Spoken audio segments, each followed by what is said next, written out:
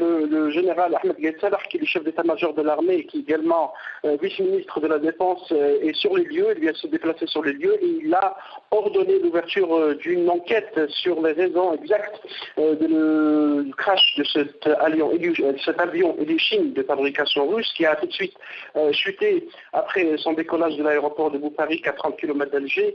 L'avion, selon beaucoup de témoins, était en feu déjà au départ de l'aéroport de Boufarik. Selon les premières informations, il y aurait plus de 110 morts dans cet avion qui transportait plus de 200 soldats qui se dirigeaient vers l'aéroport de Bousfer à Oran dans l'ouest algérien, puis vers l'aéroport de Tindouf dans le sud-ouest algérien. On ne connaît pas réellement donc les circonstances de cet accident. En attendant qu'il y ait une enquête du ministère de la Défense nationale, le ministère va préciser les raisons de ce crash qui a eu lieu vers 8 h du matin, 7 h en temps universel. Donc dans cet aéroport à côté de l'aéroport de Boufarik, l'avion s'est crashé sur une ferme à quelques mètres seulement de l'aéroport et a évité de justesse l'axe autoroutier qui relie Alger à Oran.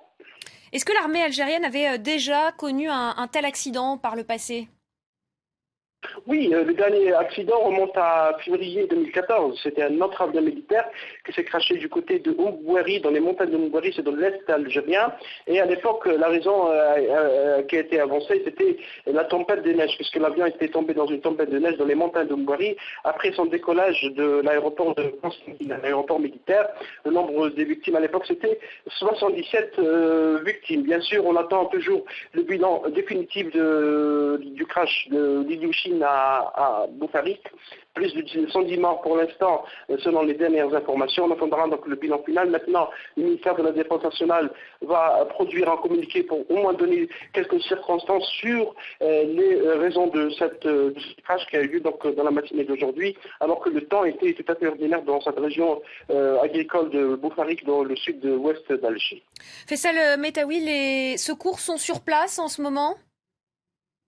Oui, plus de 70 véhicules de la protection civile qui sont spécialisés donc, dans ce genre d'accident étaient sur les lieux depuis les premières heures du crash. Le crash a eu lieu dans 8 heures, il y en a plus de 2 heures, parce qu'il faut d'abord éteindre le feu, parce que l'avion est un avion en gros porteur, était en feu, et il est tombé sur une terre agricole. Heureusement qu'il n'est pas tombé donc, dans une zone habitée, et ensuite essayer de récupérer les victimes, les cadavres des victimes. Le travail se fait sur place et beaucoup d'axes routiers menant vers l'autoroute sont fermés pour permettre donc les premières opérations de secours de cet avion, donc, de ce crash qui a eu lieu donc à Boufarik.